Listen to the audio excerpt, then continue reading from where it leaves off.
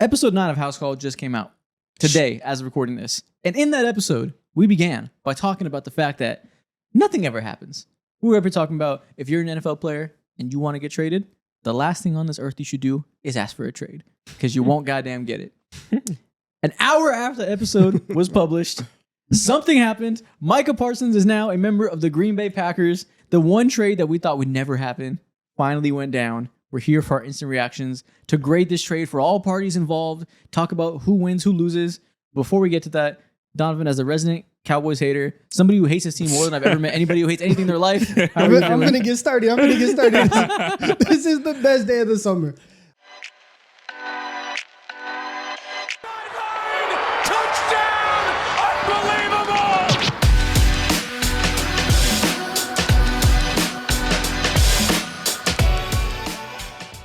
Oh my goodness. I'm so happy. It goes without saying that we're about to throw someone on the grill for this, right? Instantly. Instantly. It's marinating upstairs. I promise you. What is your thoughts? What is going through your head as the Cowboys hater? Also, Packers enjoyer. For the past 2 weeks on the show, you've been spreading Packers propaganda. And I've been like, yeah, I like them, but I don't know if the defensive talent is there, if they have the high-end talent to really make do with the secondary they got. The pass rush doesn't move me. The pass rush motherfucking moves me now. Yeah. I'll tell you that. So I ain't gonna lie, you might have been glazing to your demise. It's okay. As from the Cowboys' perspective, I love Jerry Jones, man. He's the best. He's the best. I might have to put some more dollars in his pocket. Yeah. Tell me what jersey I have to buy. Tell me what I have to do to make sure that he stays in power for the Cowboys. Because stuff like this, I need this. Because now, like in the NFC East at least, it was like, okay, obviously the Commanders, you have Jaden Daniels, that's fine. The Cowboys were always like, hey, like maybe they could be sneaky, right? Like you have Micah, you have that passing offense, whatever. That's dead now. That's dead now. So it's us, mano y mano, Jaden Daniels. Come see me, right? I want to know what you're about, you know? So the NFC East, that's fine. On the Packers side, yeah, I'm not gonna lie, it's kind of scary. It's kind of scary. I lost one enemy, I gained another. And I was okay spreading the Packers love because it's like, listen, they're gonna be really good. They're not gonna be Philly, but like they're really good. And I'm like, damn, like we gotta you gotta actually show up because Green Bay is going to be 100% legit. Any type of like optimism that anybody had for what they could be, a lot of it was based upon the idea that like Jordan Love is going to take this step forward and Matthew Golden is going to be awesome and you're going to keep all of the great stuff that happened on defense last year after you brought in a new coordinator. That's going to progress, but it really is going to be like offensively driven. Now, even if Jordan Love doesn't take a massive leap into like top 5, top 7 stratosphere, you're okay because you just added either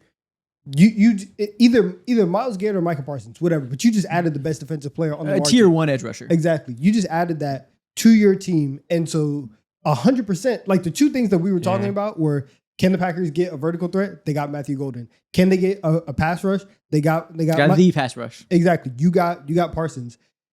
You've seen teams without elite secondaries still be able to win if you have a good enough pass rush, if you have linebackers that can move. Been Bay has all of that. And so even with some questions in the secondary, they are 100% legit. They should be seen as the second best team in the NFC. Ooh. And that is where we are at with the Packers right now. Okay. So the tweet you see on screen right now from Jordan Schultz, text from an NFC executive, the Cowboys make no fucking sense. And that is a takeaway. Everything Donovan said is right. He gave you the spark notes to takeaways. You guys already know. You've been thinking about that. You understand who's stupid, who's not. This just doesn't make sense. Obviously, we were all up here saying nothing ever happens because Micah Parsons is 26 years old. He is either the second or third best edge rusher in the NFL. The second or third best player at his position at the most important position on the defensive side of the ball at the peak of his powers with many years to come. And all he wants is to be paid fairly at the market rate. I just realized something. This is like the second time that this has happened to, not the Cowboys, but to Dallas in general. Because just 6 months ago, Luka got traded. Funny out of nowhere. funny you say that. Peak of powers. It's almost like I have a tweet ready for that. It's What the almost fuck? like that point isn't made, and you were correct. Dallas fans can't take a fucking breath. They are constantly under assault by their own management. This does not make sense. We've been saying for weeks, every pundit on TV, on podcasts, on YouTube, on TikTok, at your goddamn barbershop, and your goddamn family, all your uncles, all your nephews, probably the 1-year-old cousin you have that just got born. He's been saying, there's no way in fuck that the Dallas Cowboys trade Micah Parsons. And they did it. And it's as inexplicable as you could possibly imagine. All they had to do was pay him. All they had to do was negotiate fairly. All they had to do was be motherfucking normal. And you would have a franchise cornerstone on the defensive side of the ball for years to come. And yet here we are, and he has been traded for 2 first-round picks and Kenny Clark. To me, objectively, bullshit return. Yeah. This is not a good return for Micah Parsons. At all. Yeah. The main comp that you've seen people talk about with Parsons is like, okay, when Khalil Mack was getting traded, Yes. what does that deal look like? Because that was one of the best defenders in the league at the time who's asking to get traded, all this other stuff. And as you can see, they got 2 first-round picks, a day 2 pick with a 3rd-round pick, and a 6th-round pick. Now, the craziest part about all of this is that the Bears added in a 2nd-round pick and a conditional 5th-round pick. It's ridiculous that you had to give that on top of Khalil Mack to get the rest of the picks. That's kind of wild. But in terms of just compensation from the other side, 3 picks feels very standard for somebody of Micah Parsons' caliber who has finished top 3 in DPOY voting 3 of the 4 years. He won Defensive Rookie of the Year. As a rookie, was runner-up in Defensive Player of the Year. Like, he's been elite from the moment that he walked in to the NFL. And the fact that the Cowboys traded him it's unspeakable, especially considering if you were going to do this, why the hell did you trade for George Pickens?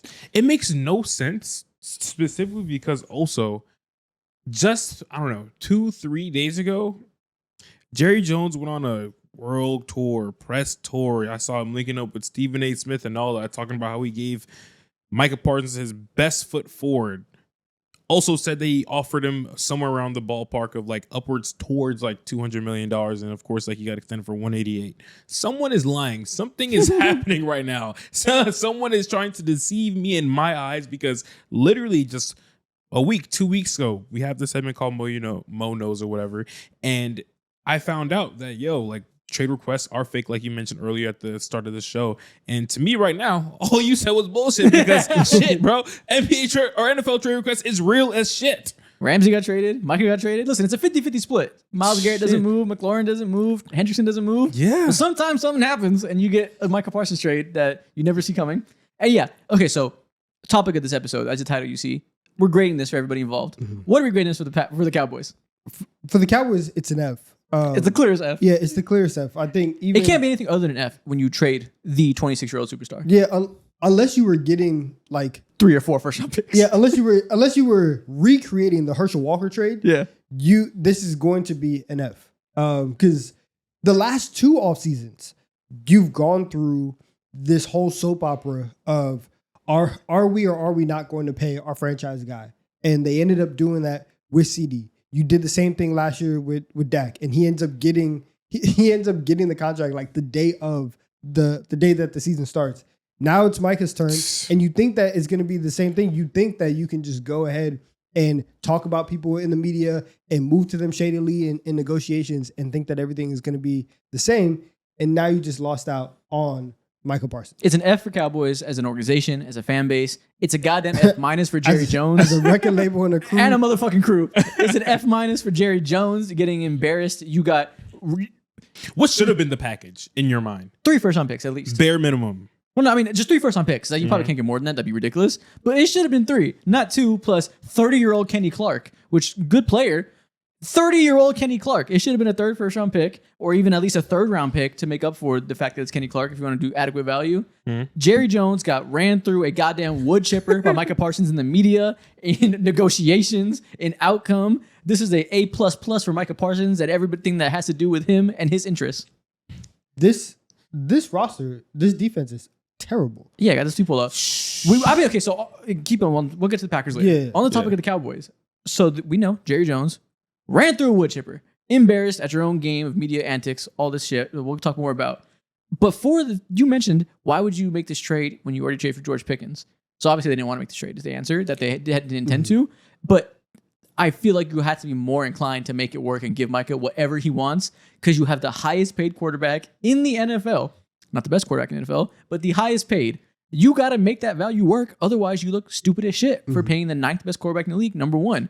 And to do that, I would think that it'd be in your best interest to field a competent defense. Perhaps Jerry Jones is of other beliefs than that. Perhaps he has other beliefs that defense doesn't matter. Sacks don't matter. Players don't matter. All that matters is money, maybe. Well, I don't know. He said he saw 26 in defense last year. Hey, man. So anything can happen, right? I'm of the belief that their defense should be not the worst in the NFL. I can confidently tell you after this trade, looking at this depth chart right now, this will be a bottom 4 defense in the NFL. They already had 0 juice in the front 7 outside of Micah Parsons.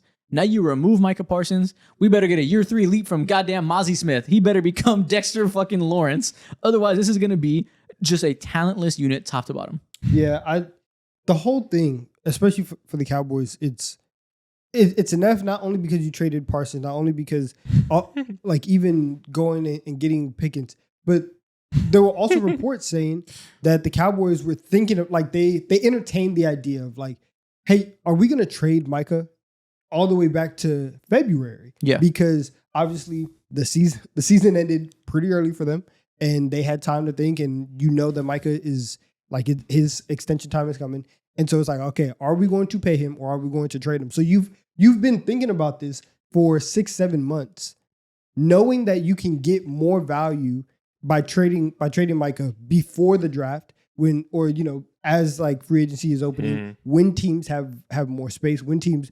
are more likely to be more aggressive in terms of trading stuff, and you just don't do it. And now, like, your entire defense is compromised. You still, for the second straight year, did not spend major money on a running back, which has been a problem. You spent no money on a running back. You have Javonte Williams, who was the worst starter in the NFL last year. You've been like this for the last 3 years, and so your running game is still bad. You can't stop the run, but you just keep going all in on this 7-on-7 concept where it's like we're going to pay Dak, we're going to get these receivers, and we're going to see what happens. And now you guys, Dak and CD are good enough to where this offense should be able to lift them up to a certain level. However, as we are currently speaking, you better not let Jackson Dart get hot. Jackson Dart. You better That's not, the first name you say. You better not let that happen, because you might be the last team. You might be the worst team in the NFC East. You're the worst defense in the NFC East by a wide margin, and your offense has no margin of error. Your offensive line already banged up. Guyton already hurt. We'll see. He's not going to miss the whole season or anything, so he'll be back. But you're already not entering with peak offensive line health. Dak Prescott, I love him. I think he's underrated. Known to get goddamn injured.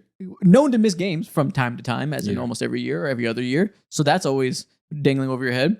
You have probably a bottom 4 running back room in the NFL, and 4 might be like too big of a number. It might just be the worst running back room there is out there, outside of like the Browns, because Quinshon Judkins is unsigned, so maybe they're worse. Houston is up there.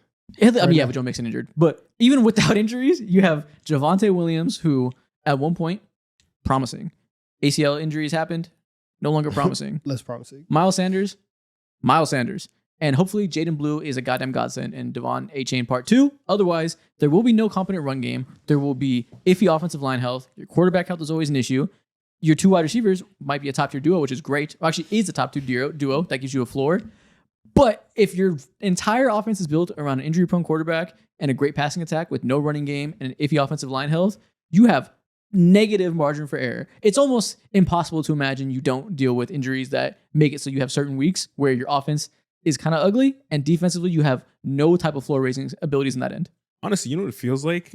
Through all the things that you said and all the traditional things that we are, or you guys are pretty much used to when it comes to seeing players request trades, it feels like, considering the package, it feels like just the ultimate ego trip for Jerry Jones to go ahead and pull this trade off. Because, okay, like through all the things you guys explained, their defense already was hanging by threads, bare bone. And their offense, of course, we all expect it to be good. But in order for them to supersede all their limitations on defense, it needs to be like a top 2 offense in the league. This is like the exact same conversations that we have with the Cincinnati Bengals, and they are not the Cincinnati Bengals. So honestly, this just feels like an ego trip, and this is my first time ever being a part of and witnessing what you guys have had the blessing to witness for years. Yeah, the Jerry Jones experience. It is fascinating, bro. Like so, the last week I've been watching the Cowboys doc. It's like a 8-part like Last Dance type of thing, and it goes through like the whole '90s Cowboys, their dynasty and stuff. And so, one of like the biggest parts of it is like how Jerry Jones and his relationship with Jimmy Johnson, how that broke up because they were fighting over credit, and how they didn't like it. And it's so crazy because you see something that happened 30 years ago, and like as the Cowboys have been in this drought, everyone has very consistently brought up like Jerry wants it to be a soap opera, and like he puts marketing ahead of the team, and like it's true, but it becomes something to where it's like, okay, but he still went out and got a coach in Barry Switzer that was able to lead them to a Super Bowl. When they were having the contract disputes with Emmitt Smith, it went into the season, but he ended up paying Emmitt Smith. And then you see for the last 2 years, you paid CD, you paid Dak. This time around, it's so crazy as I'm like watching this doc and then seeing this trade happen. It's like, yo, you are still the same. You are still having the same ego trips that you were having 30 years ago. And it's still happening, and it's obviously to the detriment of the team. It's insane. Yeah, everything you're saying is right. Jerry Jones is who he always has been. And I want you to look at the screen right now. This man is 82. You thought he was going to learn some new tricks at 82? You thought he was going to act differently? You thought he was going to be more reasonable at 82?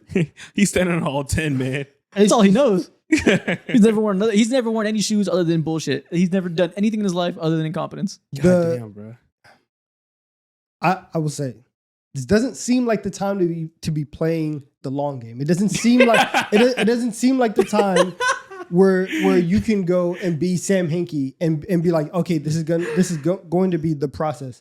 And so he's putting all them chips in for your boy. Yeah, but this is also like, this trade is very much, it can be summarized in one tweet, and that tweet was given to us by the great Skip Bayless, saying all in, comma, my ass. Like, there's he had to explain, comma. There's no way that you can look at this and think that anything for the next 3 years is an all-in move for the Dallas Cowboys, because you would not trade.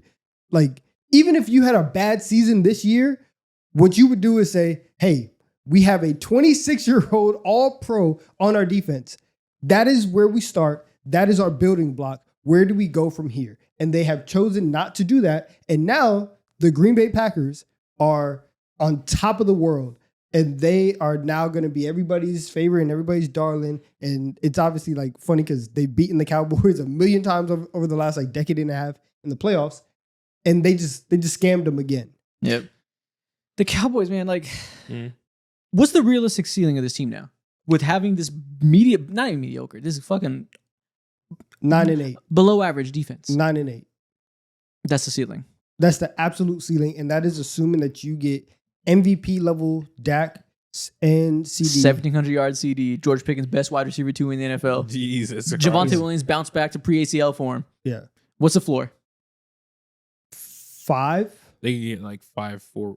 4 is too low. 5. It can get scary. I'll go 6. But also, even lost in all of this, and I'm thinking about this right now, you're also doing this with a rookie head coach. With a coach that nobody wanted. Pour one out for Schottenheimer. Fuck. Oh, yeah. Like, the guy got ingratiated in. Yeah, Brian Schottenheimer, who as soon as he got hired, Jerry Jones was like, yeah, man, listen, nobody wanted him, but you have to do that sometimes. You have to take risks. And so if you're not getting that shining endorsement from the owner, and then you go through this entire offseason where it's a soap opera and you don't know if you're going to have your best player. Now we get to, what's today? Today's the 28th. Today's Thursday. Literally a week before the season starts. That's insane, bro. And you trade your best player. This is, honestly, this is everything that Jerry Jones has ever wanted. And that's what this is. It's not like, if the Cowboys are winning football games, that's awesome.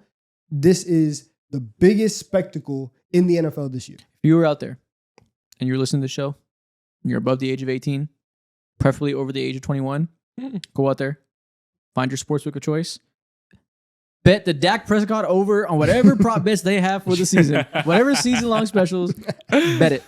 This is investment advice. They will be throwing the ball every play because they will be down in every game. I have Dak Prescott in several fantasy leagues. I'm going to draft him in several more. And guess what? I had George Pickens in several leagues. I will draft him in several more. They will have no defense. Every game will be a shootout. They have no run game. They'll have to pass nonstop. The numbers will be stupid. Dak will get love again. CD will go once again be talked about as maybe the best receiver in the league, neck and neck with the top 2 elite guys. George Pickens will have redemption. Nothing will go well for anybody involved in this organization besides those 3 men. But it will be a joyous year for those 3 men. They finna be on the field all the goddamn time, man. Talking about no breaks. Streaks, go routes, skinny posts. They're going deep every play. That's all they can do. 25 minutes of straight pain, man. Yep. And I would double down on everything that you said. And not only do you go to the sports book and you bet and you make a wager, do it with your rent money. We are confident in this. And here's a conundrum. Bet the over on Dak Prescott numbers and bet the under on Cowboys wins. Both will be true. Actually, their line might be horrendous now. It might be lower. But yeah, this will be the... What is the line? I don't know. Go ahead. For the same reason that like Joe Burrow, Chase, and T. Higgins were fantasy darlings last year because they had to throw the ball nonstop. Yeah. That will be this team this year. Like the numbers will be outrageous. Okay, so if the Cowboys were to withstand this terrible impact blow that they received, what is the best way out of this hell? Do you think there's a way out? I mean, there's a way out of everything in life. Have you listened to anything I've been saying for the past 20 minutes? There's no way out. They're on a one-way express ticket to Hades. There's no way out. There's nothing to be done. It's over. There's no pocket full of sunshine to reach for. There's no pot of gold at the end of this rainbow. The rainbow is black and white.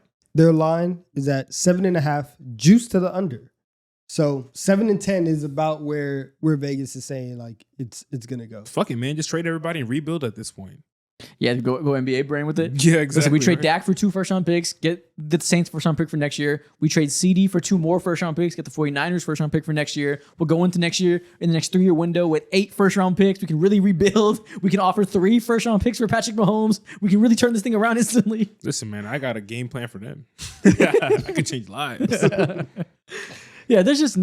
And I feel for Cowboys fans because nothing good will ever happen to them. I feel like everyone says that. I feel for Cowboys fans like every year. Well, most people say I want Cowboys fans to die and I hate them. I feel for you because nothing good will ever happen to you, and you are keenly aware of that. Cowboys fans, are you still them boys? This is gonna be you're awesome. going to hell. This is awesome. Oh my god, you kicking them while they How about them low. Cowboys? Wow. So this trade is an F for the Cowboys. Yeah. This trade is an F- for Jerry Jones. It's an A+ for Dak Prescott and his worth as an NFL star. He will put up numbers.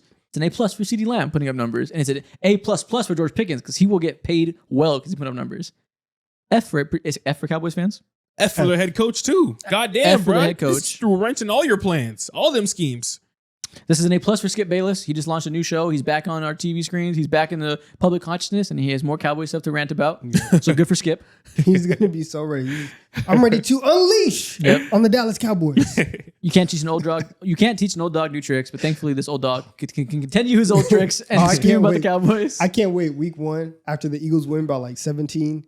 He's gonna take that same jersey that he's been throwing in the trash for the last 5 years. I'm done. Ernestine, give me my other jersey. This is a terrible trade all around for Cowboys. It's beautiful. Damn. Now listen, let's talk about something good. Let's talk about the Packers side of it. Because they're up. What are we grading this trade for the Packers? A+. A++, man. You are immediately vaulted into the upper tier of contention from one move. And you only give up 2 first-round picks. And shout out Kenny Clark. You served your team well for a long time.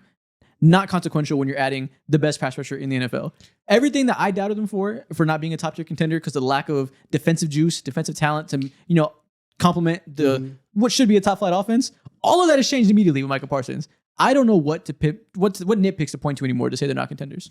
Well, right before we get on to that point, I know there's so many other fans of certain teams who see this package. They're like, just that? Damn, we could have done something. Literally every other team could have done something, bro. I'm like, damn, Khalil Mack needs an edge rusher 2 next to him. Why couldn't the Chargers do this? Exactly. We couldn't offer 2.5 first-round picks? We couldn't offer a third instead of Kenny Clark? Damn. Everybody could have did this. Everybody could have did this. God damn. But yeah, for the Packers, I mean, I checked earlier. They are now the favorites to win the NFC North. They are now 6th in Super Bowl odds, and they are now the second favorite in the NFC to win the conference behind the Eagles. So everybody's like, yeah, man, you guys are it. You guys are up. It's gonna be, I guess as of now, the expectation is it's gonna be the Eagles and the Packers in the NFC. And I can't think of a better place to be in if you are the Packers right now. Mm-hmm. Getting Parsons a week before the season. This is just amazing. Yeah, like they have the middle linebacker duo of Edgerrin Cooper and Quay Walker, who are like ultimate potential duo. Like those guys both have untapped potential, especially Edgerrin Cooper, who's still incredibly young. Like we can see that becoming a top middle linebacker duo or off-ball linebacker. If Micah Parsons comes in and plays a full season for them, they will have a full season of at least 4 quality front 7 players there. The secondary still isn't great post Jair Alexander trade and really just post Jair Alexander fall off. That will be a weakness of theirs. The cornerback room can get picked on. You know, it's okay if you have the leading pressure rate edge rusher in the NFL. You can make it work. We can figure something out. Last year, they didn't have a great cornerback room either. They still were top 10 in EPA against the pass per play on a consistent basis for the whole season, I should say. I think this will help that, them to maintain that. Very I think another season of Xavier McKinney being an elite safety will help that. They will be fine defensively, is what I'm saying. They were already playing above their talent level, and now your talent level rises. Like, this should maintain to be, once again, a top 10 defense. And we're not going to be up here saying regression is coming, this type of stuff isn't sustainable. Shit is sustainable when you have Micah. Yeah. This is also, the Packers are the youngest team in the NFL, and then you just added, again, traded, just off of pure numbers, you traded a 30-year-old for a 26-year-old, and then you added two first-round picks.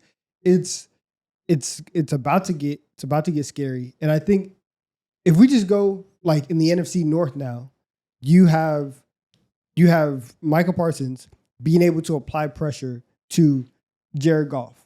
You have Micah Parsons being able to apply pressure to J.J. McCarthy. You have Parsons being able to apply pressure to Caleb Williams. All 3 of those guys are players that either hold the ball too long, struggle against pressure. We don't know how J.J. McCarthy is going to handle any of it. And this is exactly what you need in the NFC North, especially when the Vikings and their defensive talent is awesome. The Bears, you have faith in their defense. The Lions, Aiden Hutchinson is coming back. You are now no longer on the outside looking in when it comes to defense in your division.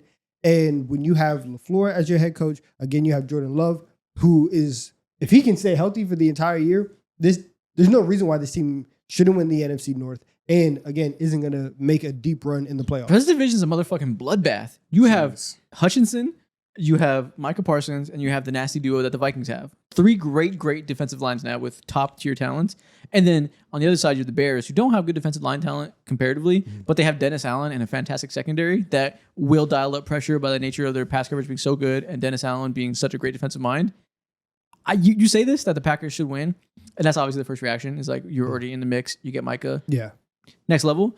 It's still going to be close, though. Like, I'm not going to...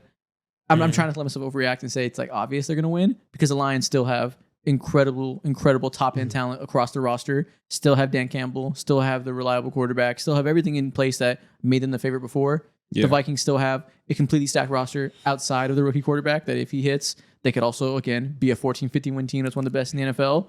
The Bears are ascending. I have faith in Caleb. We all have faith in Ben Johnson, the talent surrounding. The crazy part is I don't know if the Packers are a lock to win, despite how much better they are. Outside of the NFC North, I guess my question is league-wide, or at least not even league-wide, contention-wide. Where do they rank in terms of like their Super Bowl odds and chances? Top 5. Top 5.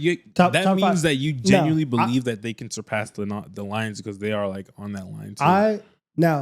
When we did our contenders list, yeah, I had the Packers at 5 even before they went and got Parsons on my list. And then what you're saying of like, you don't know if it's a lock that the Packers are going to win. I was going to pick the Packers to win the NFC North anyways. I was already very bullish on them. And then now that you're adding Micah, in my opinion, I do think that they should go into this year, and we should operate this year at this point now thinking that the Lions should win the NFC North. And so, like, you mean the Packers? Yeah. Okay. The Packers. Well, let's compare them to other teams, because obviously they're going to be top tier contenders. Let's compare them to other teams out there. Okay, so who's better, the Green Bay Packers or the Vikings? At this point, I'm going to take the Packers. You add Micah Parsons. You don't have as big of a question mark at quarterback, and your quarterback is going to be healthy. You still have a great coach. You added a wide receiver one who can, even if he's not great, he's still going to be very, very helpful to what you need to do. I will take the Packers. I think there is still a world where the Vikings can be as good if JJ McCarthy is good. I don't have any question about the Packers that is nearly as big as whatever JJ McCarthy is. This team has an incredibly high floor, incredibly high ceiling. I'll go Packers. Okay, next team. The Packers or the Commanders? Packers. Next question. God Salute damn, Jaden so Daniels. fast. Salute the offensive line improvements. Packers. Tampa Bay Bucks. I'm Green Bay Packers. Respect, Shit. massive respect to the Bucks because every single year they are consistent. They do what they do. They are always one of the sneaky contenders, and people overlook them for real. Yeah, but I'm going with the Packers. I'll say Packers. That's assuming that we get the good Jordan Love bounce back year, breakout year we've been expecting. Now that he has a top wide receiver, now that he's healthy. But if that doesn't happen and he's still just like the Jordan Love of old, I can see the Bucks still being just as good. okay. What about the LA Rams? I'm going Packers That one's tough. because, and for the sole reason that Assuming his back is straight. Everybody's healthy. Assuming his back is straight. That's what this is. This is the caliber of team that we're not talking about the Packers. We're getting to those like top 3 to 4 contenders. Like this is close. yes, and my problem is not that Matthew Stafford cannot play week 1. Is he going to be able to play 17 weeks of football? I don't know. We'll just assume everybody's healthy. On paper, Yeah. who's better right now? I'm still I'm going Packers. Wow. I will go Rams there, but if I see one game of Micah Parsons dominating, I will quickly be emotional and pick them to be the favorites. Yeah, okay. Everything goes right. You see Matthew Golden turns out to be exactly who he is. Jordan Love takes that leap. You taking the Packers or the Eagles? I looked at you for a reason. Yeah, so I mean, Yeah. I'll pick the Eagles still, Yeah. but the Packers, again, like you said, if everything goes right, if Yeah. Matthew Golden is a goon, if Micah Parsons comes in and is DPOI, Yeah. they can get into the convo for best team in the NFC. Like that is a new convo they place themselves in. I never would have said that before. I know some people were high on them before. I was not. Yeah. I will shut the fuck up from here on out. I have no more complaints, no more holes to poke at. This team has potential to be the best in the NFC. Yeah. I obviously I'm taking the Eagles. I'm scared though. I'm nervous. Yeah. So I'm confident, but I'm not that confident. Yeah, they're awesome, and because every team has their questions. The Eagles also have their own questions on defense, and once again, this is like the 7th straight year that Jalen Hurts has had a different offensive coordinator, and once again we have to integrate the entire offense all over again. It's still going to be like very similar, and obviously like a lot of the bread and butter plays that we've been running for the last 3 years are going to be there, but it's always just a little bit different when you bring in a new OC, a new voice. And so I will take us just because the talent overall, I think it is higher than Green Bay, but nah, man, the Packers are right there. I'm not going to lie. Because we're all talking about the Packers and bigging up their expectations, I don't know too many quarterbacks right now, young quarterbacks specifically, who have more pressure than Jordan Love. Because this is like, this is not all in move considering what they gave him, but in terms of expectation, just like, yo, you got a lot towards your side. We got you potential wide receiver one, you know? Yeah. And we have all these other building blocks as well. Got you another humongous building block. We're waiting for you to fully take the keys and like continue this amazing, illustrious No, you're right. QB lineage that we have. Yeah, they have everything they need now to contend. And like, not to say Jordan Love is like some kind of like giant question mark like JJ McCarthy or whatever, but we do a lot of projection with him relative to what we've seen. Like I think we give him a lot of credit that we haven't necessarily seen bear out in consistent production for good reason. You know, he was hurt all of last year. He has had the flashes and all the things he struggles with, the decision making, all the consistency, using his legs enough, taking checkdowns enough, all the small stuff that we still are seeing him iron out is reasonable to believe those will get better over time because he has still not had that many starts. All that is fair, right? We do give him the credit that is fine. We still got to see it. Like we still haven't necessarily seen the star level we can get to, and that is necessary now because the pressure is mounting. Yeah. Outside of Jordan Love, like you can't name too many other like the only QBs other young quarterback that I would say would be JJ McCarthy. Yeah. And that's just because for the same reason as Jordan Love, that situation is ready made for somebody to step in, and if you can be average, if you can be the 18th best quarterback in the league, you guys can make a deep playoff run. Yeah, I agree. Then there's him, and then I think it's obviously Bryce Young probably has like his leash is short already, and then a lot has been made for Drake May as well. There's so many expectations, especially on this show. Too, you guys been bigging him up as if he's like not the next big thing, but he's a fucking player that should be stomping heavy grounds. Yeah, I mean, there's plenty of quarterbacks that have expectations as far as they have to prove to their franchise. Bryce Young, Caleb, Trevor, Drake May to some extent. Yeah. All these guys there's built-in expectations when you're a quarterback that hasn't proved it yet. But as far as like expectations to win right now, that's like a different conversation. And yeah, that is Jordan Love and JJ McCarthy kind of in a tier of their own. Jeez, man. And apparently Dak Prescott now, because he has to be God himself to make this team competent. Oh, there's no pressure. What else does he have to prove, man? There's no pressure. Yeah. That check is clearing. However you feel about Dak Prescott today, you will feel about him that same way tomorrow. You will feel the same way about him in a year from now. Dak's story is going to be, unless they like win a Super Bowl or something, which is like obviously not going to happen. The way you feel about Dak, that's pretty much set in stone. I can't believe they did this. Damn. Yeah, I just keep coming back to like we spent so much time about the Cowboys and how stupid they are, and like they're motherfucking stupid. But like I can't stop thinking about it. Like it really makes no sense to be in this win now mode, have this expensive of an offense, and just say I'm good. I think I would like one less DPOY, please. Dude. Matter of fact, take him. Yeah, He's yours. it's not. What's going on in Dallas, man? You got out of Texas at the right time. That's fucking crazy, bro. Right, man. In many ways. In many ways.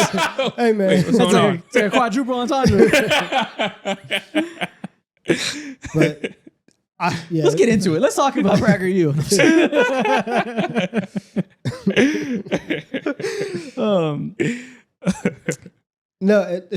So I guess like for Green Bay. Yeah. Okay, so let's talk. So obviously we talk about them compared to NFC. Let's talk about in the entire. So post Micah Parsons trade, who are the top 5 contenders now, and are the Packers in that? We'll go big 3 in the AFC with Chiefs, Ravens, Bills. We'll say those, and then Eagles. Those are your 4 biggest contenders. Yeah. One of those teams will probably win the Super Bowl. Number 5, though, is there an argument for the Packers to be the 5th best, most competent contender? At this point, it's an argument. Yeah, it has to be an argument. Yeah. Is there an argument for them to be above any of those 4 teams we just mentioned? I think if Jordan Love genuinely does take that step into, I don't know, a top 7 quarterback in the league next year. Yeah, I mean he can take the step to be as good as Jalen Hurts and close that gap. I don't know if he can take a step to be as good as those MVPs though. Yeah. No, but he doesn't need to. They have Micah Parsons. And I guess. If Jordan Love did take that leap and let's say like he plays at a level where at the end of next season we say he's a top 5 quarterback. Mm-hmm. You can say that, but having that be the foundation of your argument, I think, is a bit lofty. Yeah. Mm-hmm. And so we can say he'll have a good year, be 9th best quarterback. I think that's kind of a fair assumption in terms of what type of jump we're actually expecting from Love.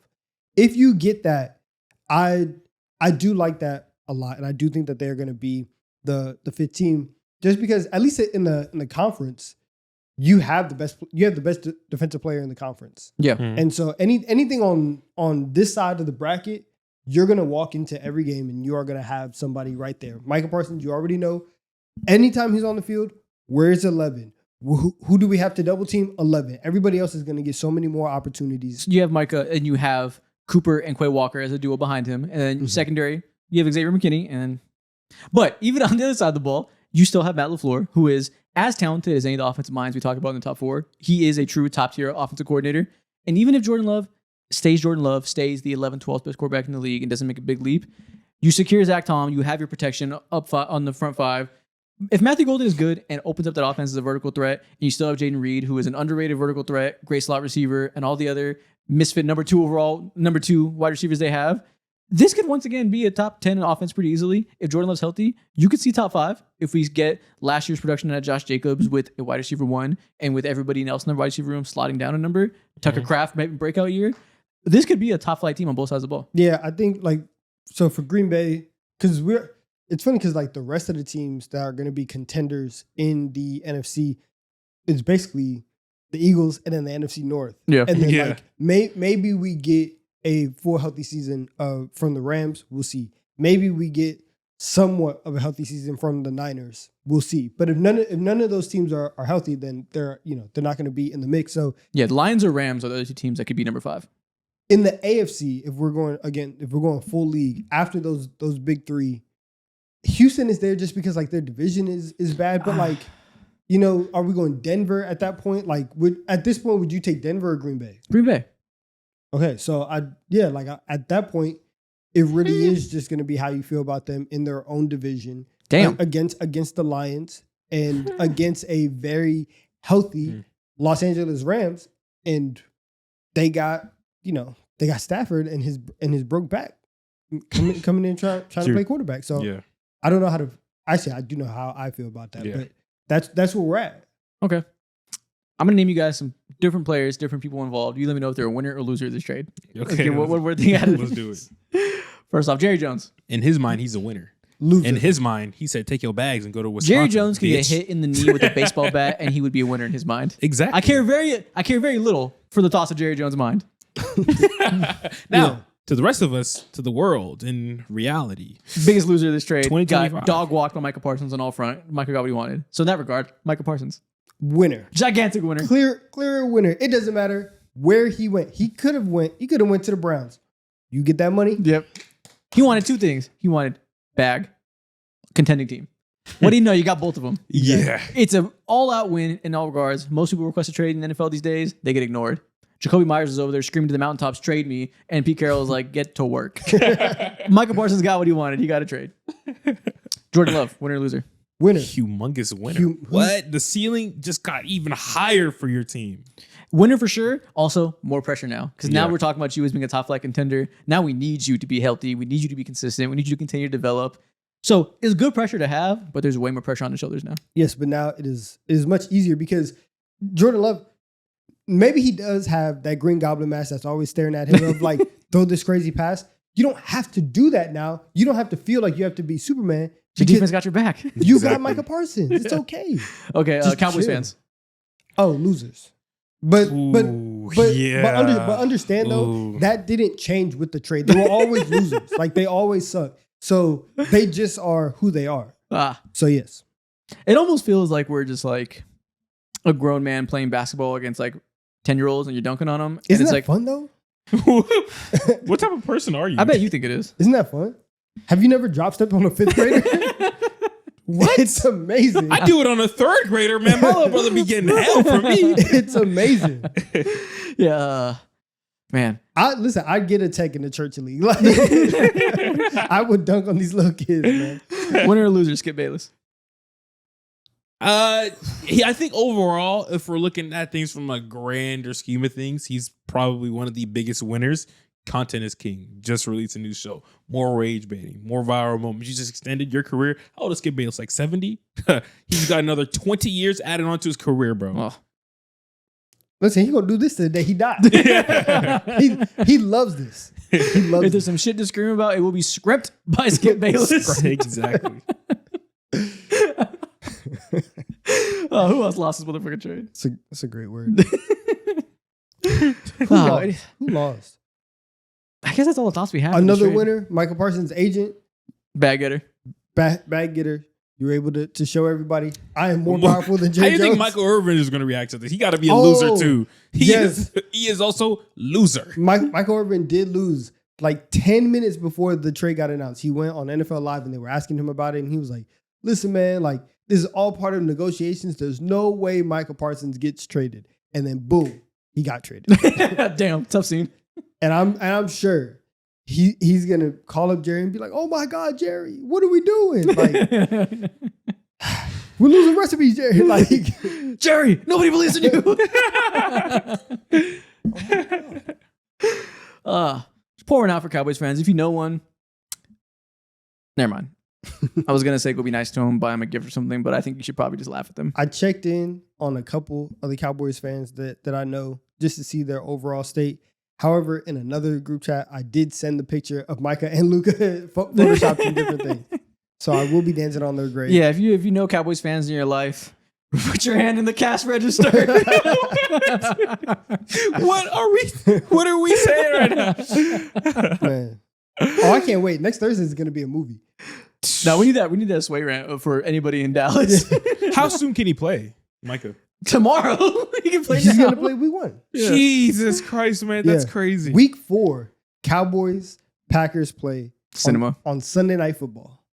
if you're still here at the end of this episode, at the end of the first emergency episode in House Call history, I want you to comment and tell me who you think is the biggest loser of this trade and the biggest winner. Let us know below. Let's do it. With that being said, go check out the actual House Call episode for this week. Episode 9 just came out. Goddamn, Micah Parsons decided to step on our episode release. It's probably going to flop now because we're posting this, but do us a favor. Go check it out. Check out the rest of the House Call episodes if it's your first one seeing it. See y'all next week. The Cowboys they suck.